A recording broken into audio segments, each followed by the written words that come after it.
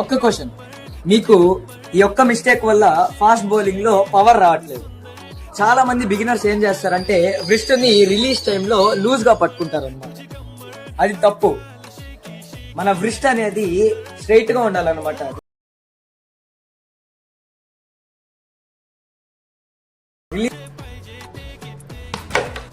ఈ bowling tips జర్నీలో మీరు కూడా ఒక భాగం అవ్వాలంటే సబ్స్క్రైబ్ చేసుకోండి.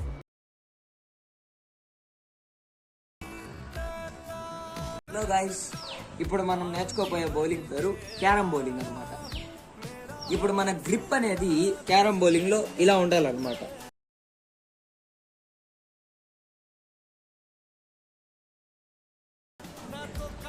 మన రన్అప్ అనేది ప్రాపర్ గా ఉండాలన్నమాట.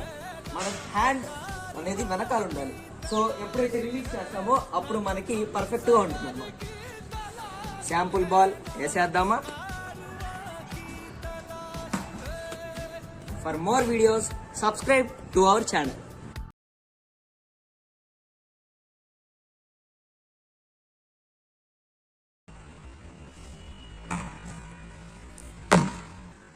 పిన్ లో గల్లీ క్రికెట్ లో వికెట్ తీయాలని ఉందా? సో ఈ గ్రిప్ ట్రై చేయండి. సో ఫస్ట్ మన గ్రిప్ అనేది ఇలా ఉండాలన్నమాట. మళ్ళీ రింగ్ ఫింగర్ అనేది కింద ఉండాలి. అప్పుడు ఏమవుతుందంటే ఈ బాల్ సీమ్ పొజిషన్ అనేది స్పిన్ పొజిషన్ పర్ఫెక్ట్ గా ఉంటుందన్నమాట.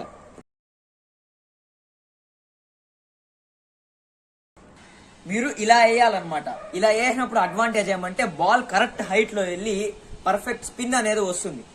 Sample ball వేసేద్దామా?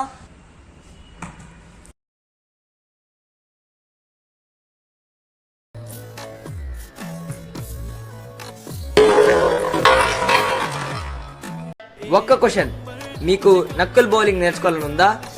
చాలా మంది చేసే మిస్టేక్ ఏమంటే 5 ఫింగర్స్ తో ఇలా కవర్ చేస్తారు బాల్ ని. అలా చేయకూడదు. నేను చెప్పే గ్రిప్ ట్రై చేయండి. మీ బాల్ సీమ్ పొజిషన్ పైన మీరు పర్ఫెక్ట్ గా 5 హ్యాండ్స్ గ్రిప్ అనేది ఉండాలన్నమాట. 5 హ్యాండ్స్ గ్రిప్ అనేది ఉండాలన్నమాట. ఇప్పుడు మనం శాంపుల్ బాల్ వేసేద్దామా?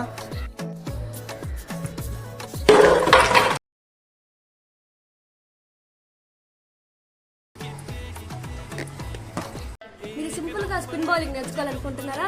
అయితే నేను చెప్పిన గ్రిప్ ట్రై చేయండి. మన గ్రిప్ అనేది కరెక్ట్ గా ఇలా ఉండాలి.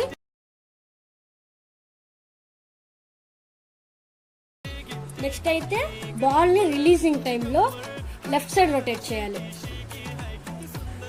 శాంపుల్ బాల్ వేసేద్దామా?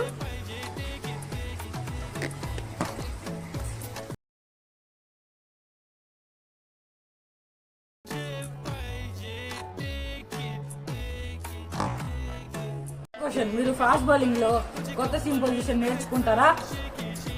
మీరు ఫస్ట్ చేయాల్సింది ఏమంటే ఈ టైప్ ఆఫ్ సీమ్ పొజిషన్ వచ్చి స్క్రాంబుల్డ్ సీమ్ అన్నమాట. 2 ఫింగర్స్ ఇట్లా మిడిల్ లో పెట్టుకొని థమ్ ఫింగర్ అనేది ఇక్కడ ఆనియాలి. Sample ball వేసేద్దామా? ఈ బౌలింగ్ టిప్స్ జర్నీలో మీరు కూడా ఒక భాగం అవ్వాలంటే సబ్స్క్రైబ్ చేసుకోండి.